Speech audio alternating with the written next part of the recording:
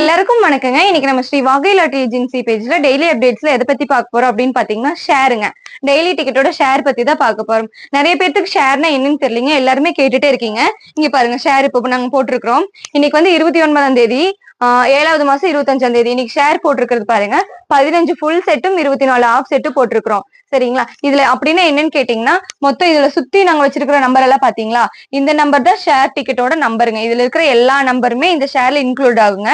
இதோட மொத்த அமௌண்ட் இதுல எவ்வளவு டிக்கெட் இருக்கோ அதோட அமௌண்ட் எல்லாத்தையுமே பிளஸ் பண்ணி 30 பேர்த்துக்கு வகுத்து தருவாங்க. ஒரு ஆளுக்கு இவ்வளவு ருபீஸ் அப்படின்னு தருவாங்க. அந்த மாதிரி தந்ததுதான் ஒரு ஷேர் 500 ரூபாய் வருதுங்க. சரிங்களா?